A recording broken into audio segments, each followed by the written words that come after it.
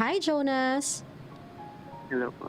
Hi, love. Lakas lang ng konti, mahal ko yung boses na medyo some kind na dinner. Sige po. Kasi parang ngayon, parang walang dinner. Sige, kausapin mo na ako, Jonas. Anong may paglilingkod ko sa iyo at nagpatawag po sa usapang LDR? Tungkol dito sa live-in partner ko po. Live-in partner mo. Anong meron sa live-in partner mo? Noong una naman po, okay naman po kami. Okay. Tapos, dumaan yung halos 3 years na okay naman yung pagsasama namin.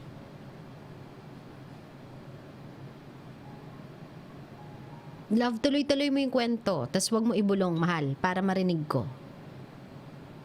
At saka, kuwan po, medyo ngayon lang po nagkaroon kami ng problema dahil sa bisyo po niya na pagsusugal. Okay, so si live-in partner mo ay sugalera. Noon po, hindi naman. Kaso ngayong taon po na to, doon po kami nagkaroon ng talagang problema dahil sa parang hindi ko alam kung parang nakakuha lang siya sa barkada or talagang ginusto na rin niya.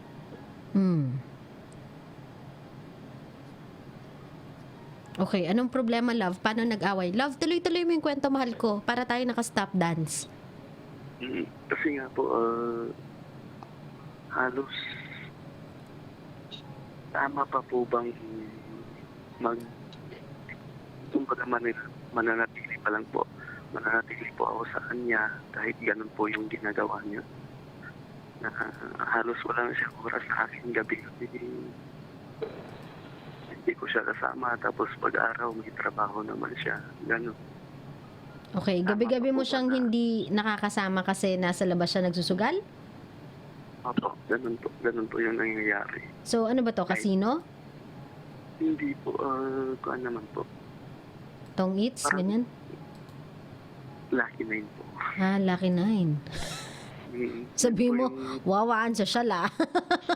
Ang sosyal ng sugal natin, Lucky 9. O, tapos, hindi, syempre napag-usapan nyo to na, mahal, medyo napapadalas ata yung paglalaki 9 natin hindi naman sa alam kong natutuwa ka dyan, nag-e-enjoy, siguro na nanalo, kaya medyo some kind na naa-addict, pero sugal yan, mahal, addictive yan.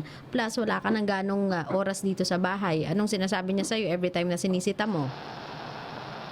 Yun nga po yung problema ko, halos hindi siya nakikinig sa akin. Although hindi naman kami kasal, wala naman lahat. Tapos, isa pang naging dahilan nun, halos wala siyang kuwan sa akin. Well, hindi siya yung, kumbaga hindi na siya katulad ng dati. Dati na may nababasa na ako sa cellphone niya, ganun. Na may mga lalaki na involved, ganun. Kino-confront mo siya tungkol sa nababasa mo? Isang beses pa na isang beses pa na talagang alam ko na lalaki niya. Tapos, tinanong ko kung sino. Sabi niya, kasugal niya, ganito, ganyan. Pero pinalagpas ko yun. Okay. Magkasama ba kayo sa isang bahay at yung bahay na yan ay apartment o bahay mo, bahay niya? Paano ba? Paano ba setup niyong dalawa? Plan po, boarding house lang po na kwarto lang na maliit na Okay. kasama. Ano yan, by choice? Dahil malapit pareho sa trabaho ninyong dalawa? Opo, talagang parehas kaming taga-baba. Pero malapit lang sa inyo yung bahay mo o hindi? Medyo oras din ang layo. 1 hour din po. 1 hour din. So, malaking bagay talaga sa iyo yung boarding house. Kasi I was thinking, what you need right now is space from the girl. Kumbaga, hindi niya na-realize yung nagiging mali niya eh. Kumbaga, nasasanay siya and Dahil sabi mo nga, parang wala lang, sabihan mo man o hindi, parang hindi naman nakikinig, parang hindi naman inaabsorb, nahuli mo nang minsan na merong lalaki, pinatawad mo, pinalagpas mo, hindi naman humingi ng tawad, di din nagbago. So maybe it's about time that you create a space between the two of you. Kumbaga, it's a form of a protest, Jonas, na hindi ko talaga nagugustuhan yung ginagawa mo. Kasi ako lalaki eh. Kumbaga, you would expect hindi naman sa I'm giving you an excuse or I'm giving the guys an excuse for them to do this, pero you would expect this kind of actions or ugali from a guy, pero not from a girl. Yung tipong ginagabi sa sugalan, lalaking gawain to eh. So, sabihin mo sa kanyang ganyan, hindi ito ang gusto kong gawin mo sa buhay mo at hindi ito ang gusto kong ginagawa ng babaeng girlfriend ko. So, para sa akin, sa ngayon, uwi na lang muna ako sa amin kesa ganito yung dadatnan ko. Kesa ganito yung uuwian ko. Uuwi ako dito nang hindi kita nakikita, umagahan, parehas tayo may trabaho, di na naman tayo magkikita. This is not the kind of life na nai-imagine ko yung sarili ko in the near future if ever man magpaplano akong mag-settle down. I would want someone na hindi naman sa ikinukulong ko sa loob ng bahay, pero kahit papano, I want a partner. Kailangan ko ng makakasama. Kailangan ko ng kahit papano mauuwian. Anong uuwian ko dito? Upuan? Plato? Empty na bed? That's not something I would look forward to seeing every day after work. So sabihin mo sa kanyang ganyan, uuwi na lang muna ako sa amin. At least doon, maalagaan ako, mapaghahain pa ako, maasikaso pa ako kahit papaano. At may uuwian ako dong tao. Kasi dito, walang naghihintay sa akin kung di yung empty space, empty room. Natry mo na bang umuwi muna sa inyo at iniwan mo muna siya ng sabihin na natin 1 linggo as a sign of a protest doon sa ginagawa niya?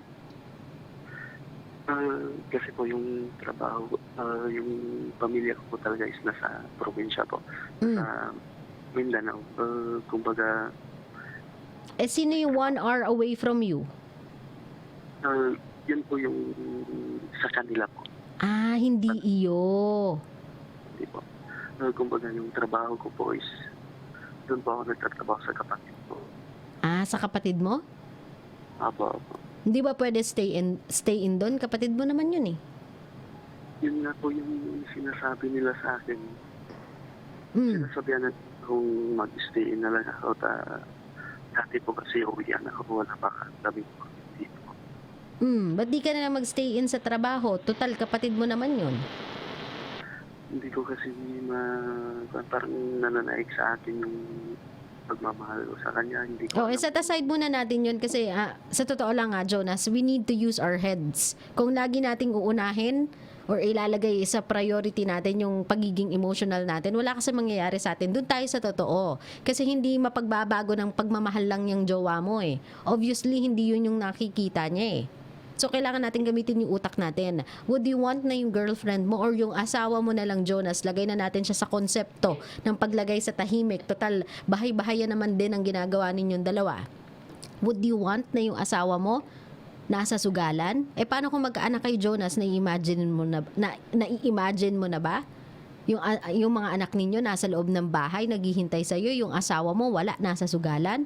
Ang ginawa ng nanay nila, sinaingan sila, nilutuan ng ulam, umalis na, sila na lang kumain mag-isa nila. Gusto mo yon? Hindi.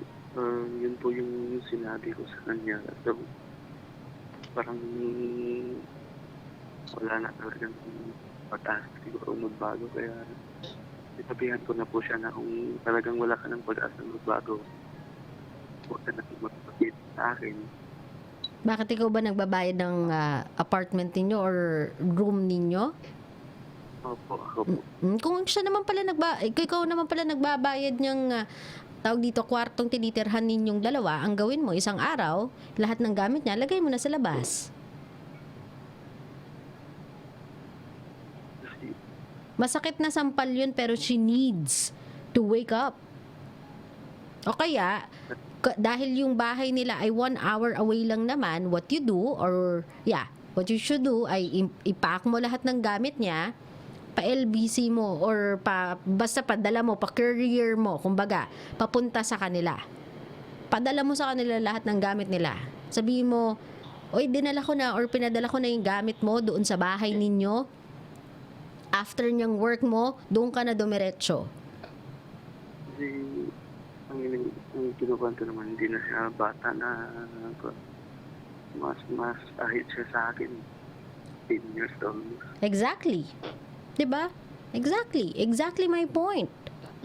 So, yung sinasabi mo ngayong, kasi mahal ko siya, hindi ko alam kung ano nananaig yung pagmamahal ko sa kanya. Dapat hindi na yan yung iniisip niya eh. Sa ganyang edad niya, dapat ang iniisip niya na makapagpamilya, masecure yung sarili niya, in the future, makapag-invest ng tama para hindi na nangangamuhan, magkaroon ng sariling business, magkaroon ng savings, yung mga ganun na dapat yung naiisip niya, pero hindi eh. 'Di ba? Mas bet niyang magsugal, mas bet niyang magkaroon ng maraming lalaki, maraming boylet kaysa magkaroon ng isa na stable. Ang gawin mo, lahat ng gamit niya, padala mo sa kanya, tas text mo na lang siya na umuwi ka muna sa inyo. Saka ka na lang bumalik sa akin kapag seryoso ka na. Saka ka na lang bumalik sa akin kapag willing ka nang makinig. Kasi obviously, hindi na kita kayang pigilan eh. Sa pagsusugal mo, hindi ko na kaya. At hindi ko na din kinakaya yung umuwi ako dito ng bahay nang wala akong inuuwian. Para akong nagbabayad ng bahay para sa wala. Nagbabayad ako ng bahay na to kahit may option akong magstay in sa kapatid ko kasi I wanna be with you. So kung wala din naman pala akong dadatnan dito, tatanggalin ko na lang tong bahay na to sa expenses ko.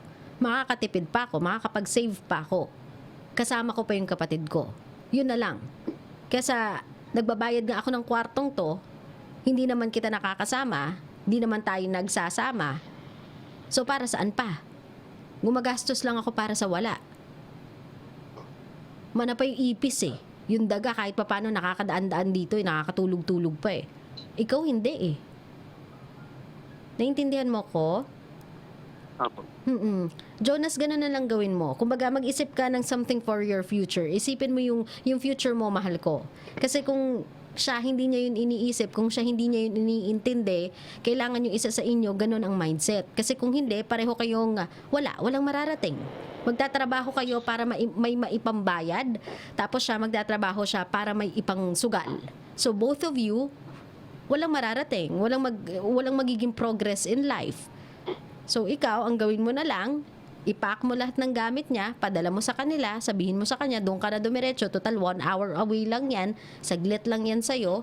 Tapos ako, magsasabi na ako sa kapatid ko na after nitong huling bayaran ng bahay na to, doon na ako sa kanya, magsastay in na ako, magtitipid ako, magsusubi ako ng pera ko.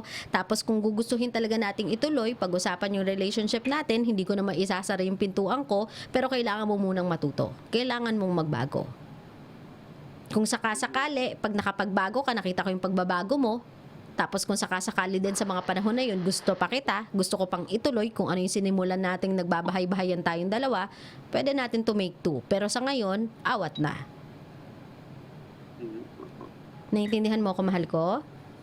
Apo. Yan din po yung sinabi ko sa kanya. Yan. Oh, medyo lakasan mo ng konti, Jonas. Huwag mo akong bulungan, mahal. Hirap na yung tenga kong marinig eh. Ano yun, love? Yan din po yung sinabi ko sa kanya na ilang beses na kasi yung sinabing gusto niya ng magbago ganito pero 1 week lang. Yun, tiniis ko na naman. Pero itong kanina lang sinabihan ko na siya na talagang hindi mo kayang tanggalin yan. Wala na akong talagang magdidesisyon na rin ako. Yun na nga. Yun na yung gawin mong desisyon, Jonas. This one is for the both of you. Hindi lang naman to para sa'yo eh. Para din to sa kanya. Para matuto siya. Para malaman niya na this time around wala ng Jonas na sasalo sa akin. It's either I change or I suffer. Dapat kasi kung magbabago ako, dapat habang andyan pa si Jonas na sumasalo sa akin, tumutulong sa akin, nagawa ko na. Pero hindi eh. Hindi ko pinipigilan yung sarili ko, hindi ko tinutulungan yung sarili ko eh. Ngayong wala na si Jonas, wala nang ibang tutulong sa akin. Pag nalugmok ako dito, hindi bala na. Ako na lang talaga mag-isa. Kasalanan ko na talaga to. Naiintindihan mo ko, Jonas? Matapang siya ngayon kasi andyan ka eh. Tinatanggap mo siya na tinatanggap eh. Okay lang sa'yo ng okay eh. So, this time around, pakita mo sa kanya na seryoso ako. Kung meron akong gustong makasama pang habang buhay, gusto ko yung isang babaeng makakatuwang ko naman sa buhay. Gusto ko ng isang babae na kahit papaano makakatulong naman sa akin. Gusto ko ng isang babae na kahit papaano naman maipagmamalaki ko sa mga pamilya ko or sa mga magulang ko sa probinsya. Pero kung ganyan naman yung babaeng makakasama ko, walang habas ang pagsusugal, paano ko yan ipagmamalaki? Parang lumaki din po kasi yung ulo niya dahil sa isang one time na nangyari. Ano po, sorry? Parang lumaki din yung ulo niya at lahat ng gusto niya pinibigay ko. No, siguro maybe it's about time you stop doing that. Nasabi ko na sa iyo yung pinakamagandang desisyon na pwede mong gawin for the both of you, Jonas. Yung living in together is not working for the both of you. So maybe it's about time you stop and teach her a lesson. Kasi gano'n naman talaga eh. Kapag mahal natin yung isang tao, hindi natin sila hahayaang mapariwara. Hindi natin hahayaan na makonsinti natin sila sa maling gawi. Itatama natin sila no matter how painful it may seem para sa kanila. Kung alam nating ikabubuti nila, yun yung gagawin natin. Naintindihan mo ko, mahal? Yes. Yan. Kung meron kang gustong sabihin dito sa girlfriend mo na kababaeng tao, sugarol, anong gusto mo sabihin sa kanya? Wala naman.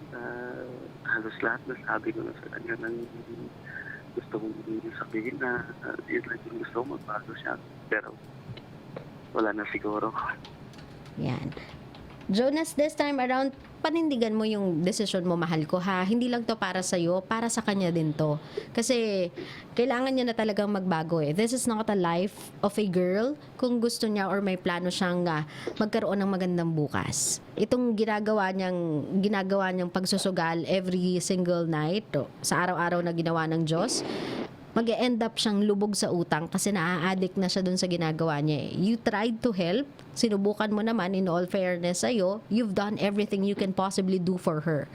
But andun na siya sa puntong she's no longer listening, plus nag-acquire na siya ng wrong crowd, plus natututo na siyang maging unfaithful sa'yo. So maybe it's about time you let go para na din sa sarili mo, ha? Opo. Maraming salamat sa pagtawag sa programa ko, Jonas, ha? Ingat ka lagi, love. Okay po. Thank you. Okay, salamat. Good night.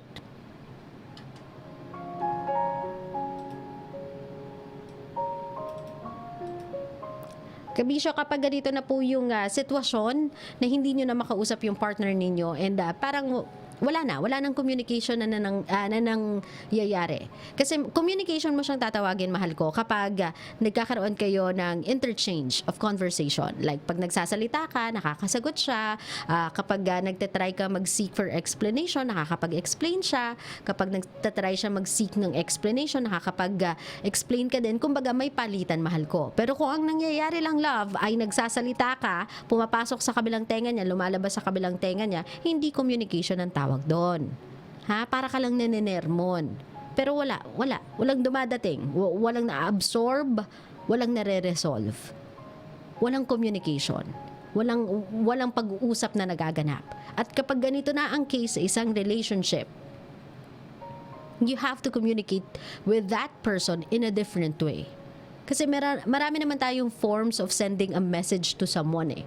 Andyan yung nagiging verbal tayo, andyan yung dahil di ka magaling mag-compose ng words verbally or personally or in person rather, ginagawa mo siya by writing, sa chat, ganyan. Pero meron naman iba dahil nga hindi sila good with words, hindi sila equipped sa ability na makapag-compose ng mga salita na maayos nilang ma-express yung sarili nila, they are doing it sa gestures. Pero there are certain situations just like this one that you have to send a message across in the most, sabihin na natin, extreme way. At yan yung completely separating yourself from that person. Para mapaisip siya na, oh my God, seryoso na to. Hindi niya na ako kinausap. Hindi niya na ako binigyan ng pagkakataong mag-explain. Hindi niya na ako sinermonan, wala na siyang sinabi. Nagdesisyon na lang siyang umalis. So maybe it's about time na i-check ko yung sarili ko. Ano bang ginagawa ko? Akalain mo yun, nakailang sabi na pala siya na mapupuno na siya, nakailang sabi na pala siya na she is about or he is about to go over the edge of his patience. Hindi lang pala ako nag-pay attention because I was so consumed nitong ginagawa ko. Maybe it's about time I get things straight. I pull myself together. Ayusin yung sarili ko. kung huli man na ang lahat before mo pa yan na-realize, then at least, that's the least you can do for that person. Change. Kahit hindi na para sa kanya, kahit para sa sarili mo na lang. So, Kabisyo, you have to learn how to communicate to a person in all sorts of way.